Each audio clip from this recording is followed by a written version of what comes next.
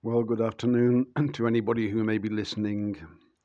It's nice that I feel that there's a couple of people, somebody's replied, and so I know there's at least one person listening, and I feel that that I'm having a conversation to an extent, not just talking to the wall. But I'd stopped even talking to the wall for quite a long time, um, and then my hospitalization, and I only came out of hospital about, I think it would be 7 weeks ago, and I'm feeling a lot better. And really, my life was saved by the doctors and nurses at that hospital because I was in emergency recovery, and I went into surgery. I jumped ahead of the queues, I suppose, and the surgery was performed on the very evening that I went into hospital. I went basically into the operating theatre, and I was operated on by a surgical team, I would say primarily Muslim, although the anaesthetist was a European woman, I don't know where from. And they seem to have done a very good job because I'm healing well and I'm feeling better. And the nurses and in the hospital and the doctors were, many of them were Muslim. There were also many West Indian nurses and African also. But I'm very grateful. I went into Heartlands Hospital in Birmingham, and I was very pleased really with the treatment, although the hospital itself has all the trappings of a dystopian nightmare, decaying infrastructure and overcrowding, and just seemed really brutal. But I got used to it a little bit after a while. The nights were a bit hard. But I've been blessed, and I've been blessed in a way that, I'm always critical of hospitals. Um, I was criticized for not electing to have the surgery that would have avoided the problem. Several years ago, I'd avoided it. I prefer to deal with things by myself. I don't know whether I could go into hospital electively. I had to wait until my life was in danger somehow. And there was no other option but to phone the hospital, to phone the emergency services. My life was spared. I've been very blessed indeed, because now my health could improve with respect to beforehand, because I've had a very bad inguinal hernia repaired, and repaired using a traditional method. One of the reasons I didn't want to have the surgery was that I knew they put a plastic mesh to protect the muscles in the groin area. And I'd read up on those meshes and they, what the way that they deteriorate and can cause further problems. And so I thought, well, I'll try to manage it, without. But because the surgery was performed under emergency conditions, the surgeon told me that they cannot insert the mesh because the risk of infection is too high. So they have to use traditional sort of weaving techniques to try to reattach I don't know whether they be muscles or tendons or whatever you have, to try to rebuild the wall of the abdomen using traditional techniques. And so I was very pleased that that had been done. I don't have any plastic inside of me, and I'm alive. Tremendous blessing. So, thanks to the Ishmaelite, saved my life. I'll bear that in mind whenever I mention him. I'm not critical of the Ishmaelite per se, just the belief system, really. I think that's very skewed. And I was in a discussion today online, I suppose. Well, not a discussion, I don't discuss, but I'd mentioned that I believe that the word universe comes from verso, which in Italian means direction, and uni just meaning single.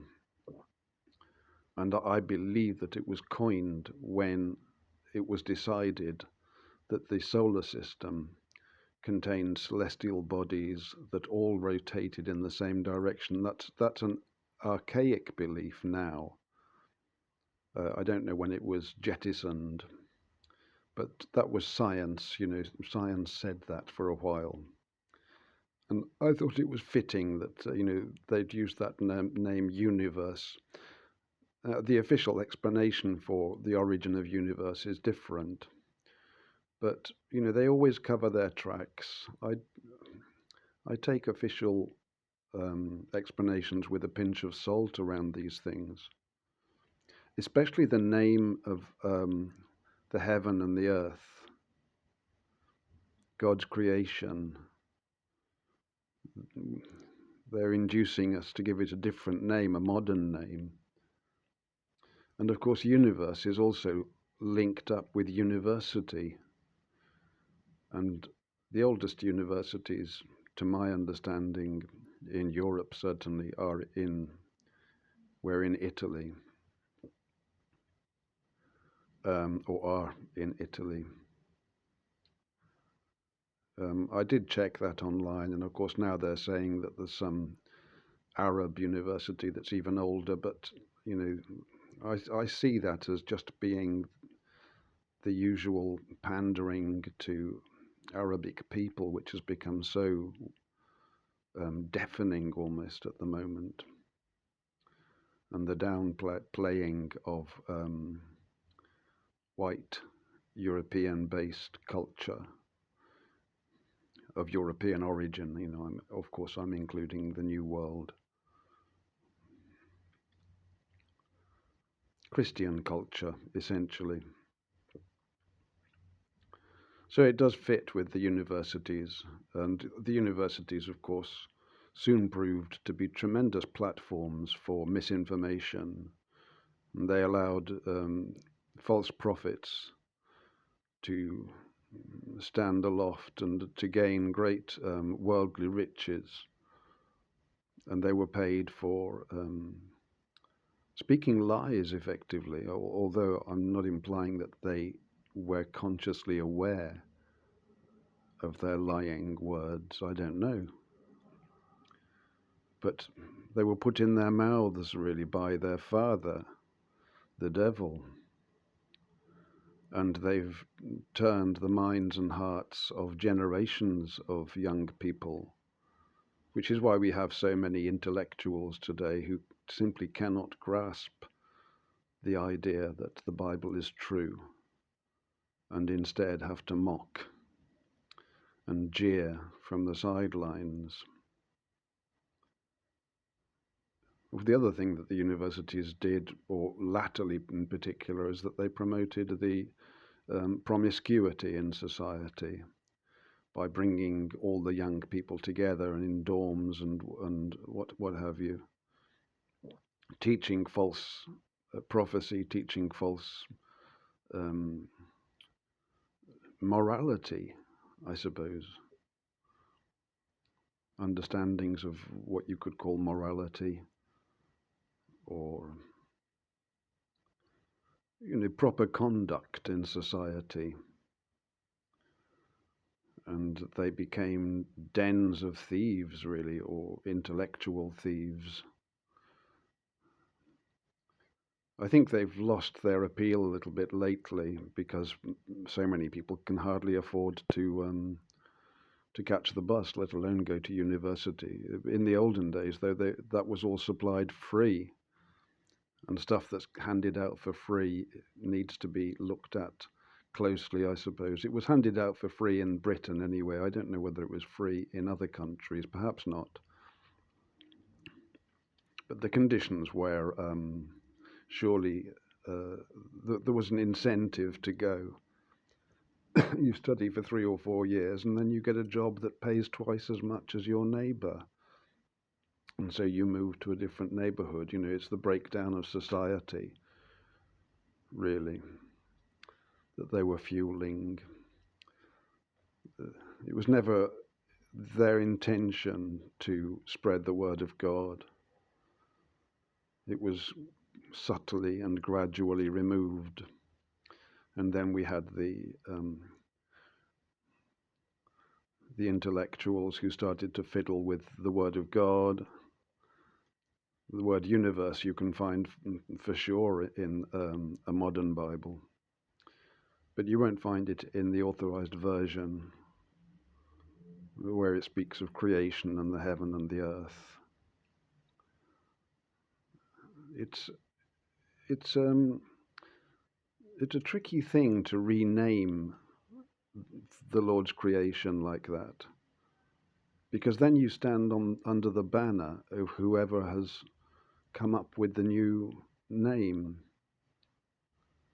And I don't think it was one of our brothers or sisters. I think it was a member of the enemy tribes that did that.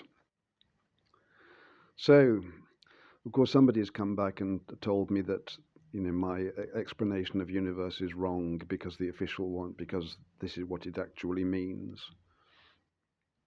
But I already knew that. I looked into this many years ago. And, words, sometimes the meanings are slightly hidden. There's an esoteric world, and we have to dig a little bit. Because the people that are ruling and, teaching in the universities and what have you, really, they're following more Kabbalistic principles than principles of truth and science. And I think that was evident from the time of, the particle physics, when they decided that light was both a particle and a wave, which flies in the face of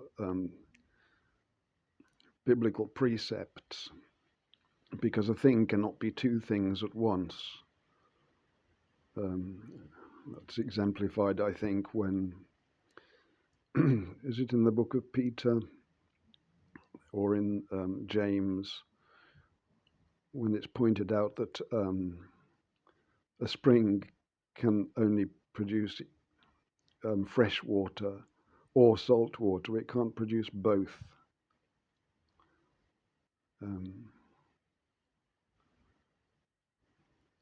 It's an on-off situation with God, isn't it? That's how I would see it anyway. You can't be fudging things around. That's the prerogative of man, and we do it in our